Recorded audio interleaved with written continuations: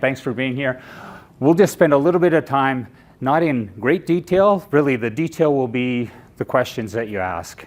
And we're a small enough group. Please just ask your questions when you think of them. I'll give a bit of an overview and then try to give some benefits that could be realized for different market segments. So what is CIMS? CIMS really is the ISO for the cleaning business. If any of you have ever worked with or been around ISO certification, CIMS was designed with ISO in mind or intent. And there was even some really good counsel in the creation of CIMS from some ISO experts. The idea is to take a cleaning operation and bundle everything that's already very professional, but in a way that the whole organization can understand, the whole organization can have access to, that you're able to communicate some of these details to customers quickly, easily, and consistently. That description or that explanation of whatever they've asked for, you give the same answer every time.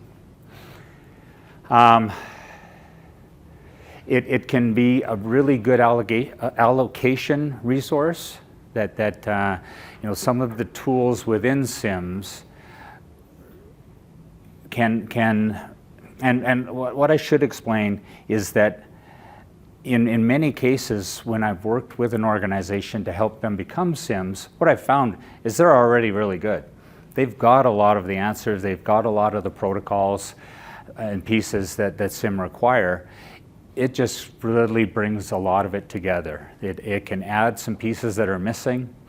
If there's policies that are in people's head, maybe they're in an email, but not necessarily documented for the whole organization, it helps to bring a lot of that together. So many organizations in cleaning are really run by the expertise of the people running it. CIMS allows you to get that down on paper or into a document that everyone can reference. Green cleaning is something that CIMS really supports well. The LEED or BOMA Best, some of those certifications really are nicely aligned to CIMS. The way it's been put together is with a lot of the same considerations around what green cleaning really means. And so much of that is included in the CIMS program. So some of the benefits overall are that competency and quality, anything customer facing, that you see a lot of consistency with that. Whether it be complaint resolution, whether it be your communication on scope of work, whether it be just how some of those scopes of works are designed, or quality policies. A lot of that is included so that anything customer facing can be communicated really well, really clearly, and really consistently. It's a third-party validation. And so while any cleaning operation might be very professional, have all their processes in good order, to have that third-party validation can be meaningful when you're communicating with stakeholders, with customers, with different layers of your organizations.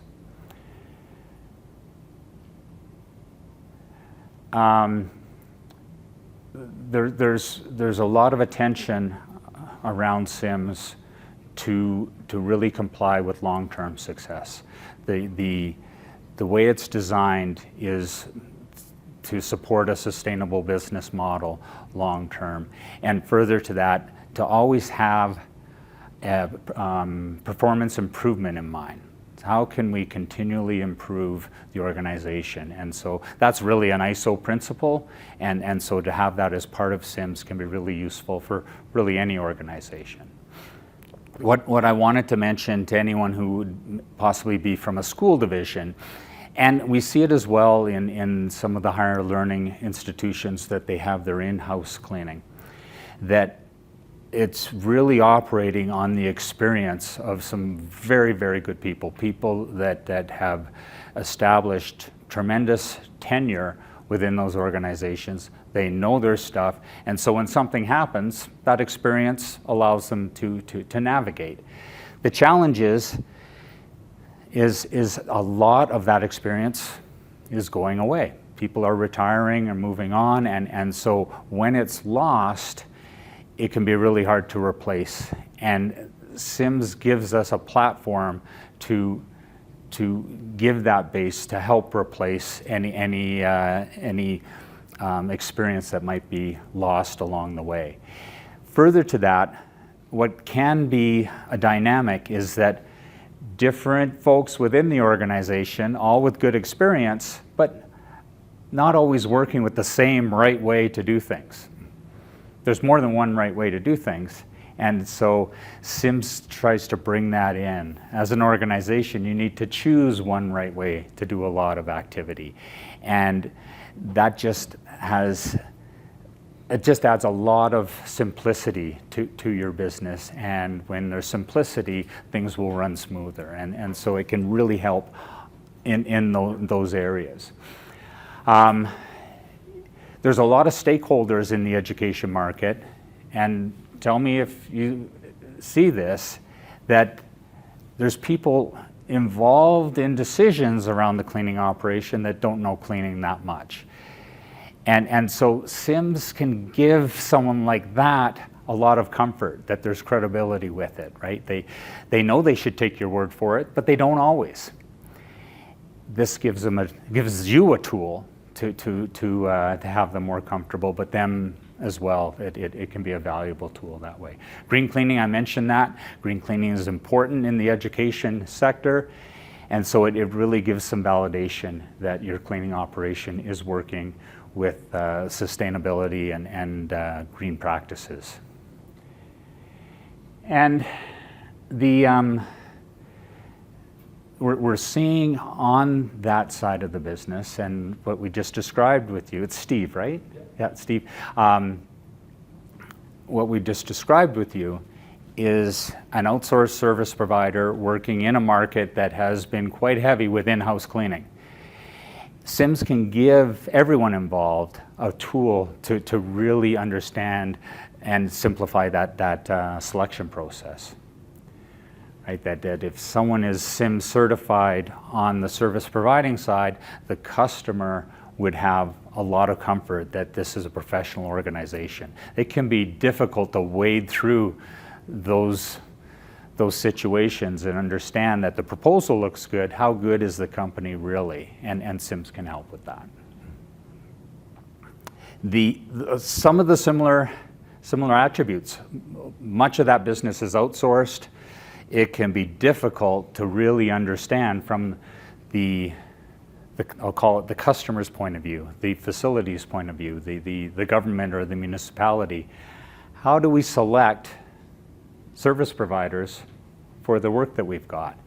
CIMS gives them a position to really understand that who they're working with is professional, does quality work, has processes in place that they could count on. There are some examples of municipal operations that are including CIMS as a requirement in some of their specifications and their RFPs. Are you seeing that? Yeah, okay.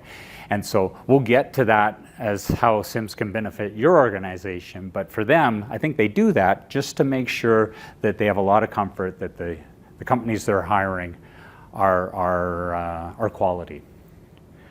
That as well gives them a tool to position their operation within the whole organization. There's people making decisions, financial decisions, operational decisions at municipalities or other government entities that don't know cleaning at all. CIMS can give them some comfort that a lot of the required The required qualities and policies and documents are in place. There's pieces within CIMS that support issue resolution. And so making sure that those questions, whether it's, was that washroom cleaned? Why was the towel dispenser empty?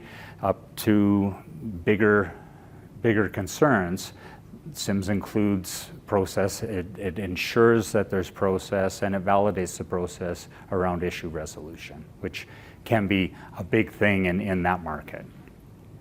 And then something that you can always bring to that kind of customer is continuous improvement. Some similarities between commercial property and municipalities. A lot of similar concerns around the decision making within the property management companies don't always understand cleaning to the level that some of their decisions can impact. And CIMS can help with that. It's a bridge on the communication that gives a service provider or the operation the ability to communicate with that group that it's a third-party validated program and concept that can be really beneficial. And green cleaning within the property management is significant. It's moved over the years from an initiative to a priority to a complete requirement. And so CIMS makes sure that whether it's the cleaning chemicals and other supplies that you're using, to the use of entrance matting, to your equipment repair, to make sure you're getting longevity out of your equipment. All of that's included. If you've got customers that are specifying CIMS, very useful, of course. That one's kind of obvious that holding a CIMS certification gives you the ability to bid on some of that business. It can channel your entire organization towards one right way of doing things. I mentioned earlier that some markets can work with different right ways of doing things, and although it's great that the job gets done, the complexity of the business can intensify when you're working with different approaches, different processes or models. Building service contractors tend to have a lot of experience, a lot of folks that have good ideas on the way to do things. You've got to try and channel that towards one way of doing things, and CIMS can help with that. It's a great way to position within your customers that a third-party validation that you're holding is not just implemented, but something that you can easily explain to your customers the way that you work. It's a tool to help grow business. Being able to bid on certain businesses that or certain pieces of business that specify it is one way, but you can follow that CIMS lead to allow you to expand into different markets, to in a way free up time to look at adding new business, to use their processes to really support and hold on to your existing business. Does anyone have any questions? Katie, yes.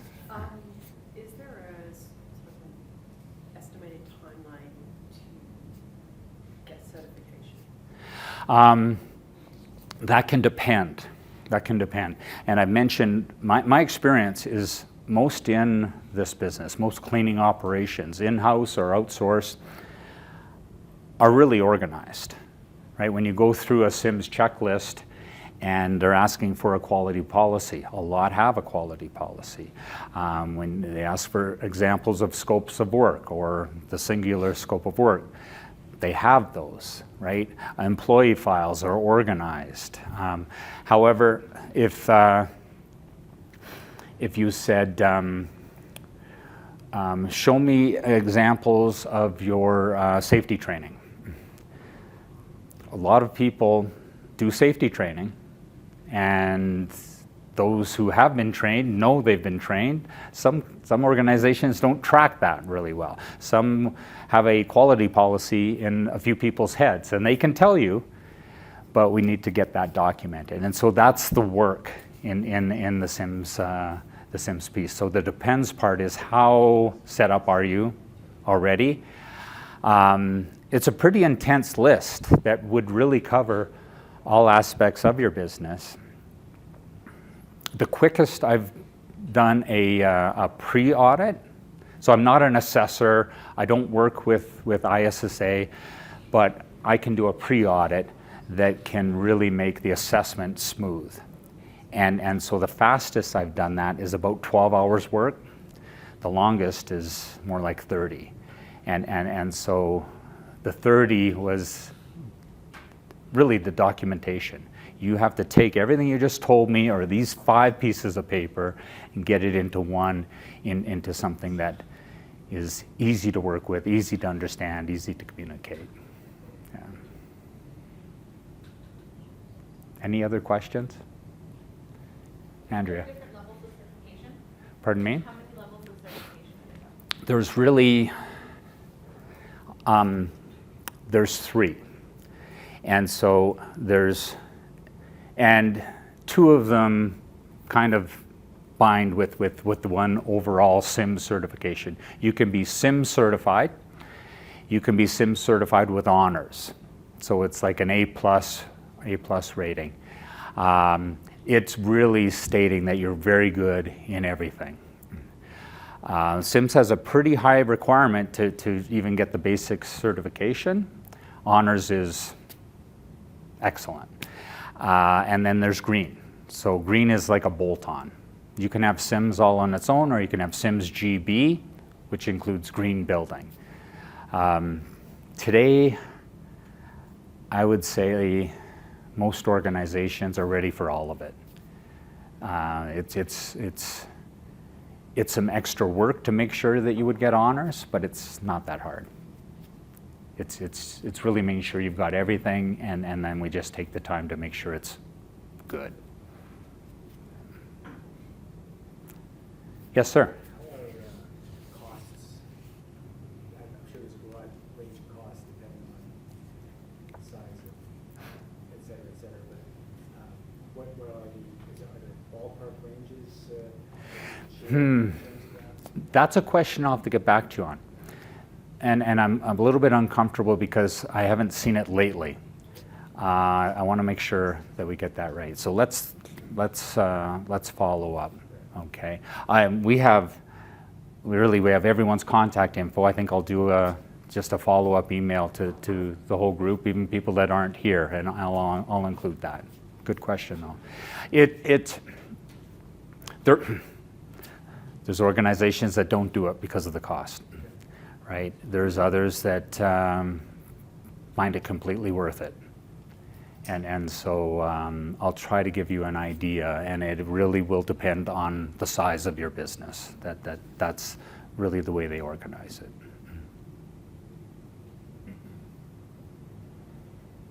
Any other questions?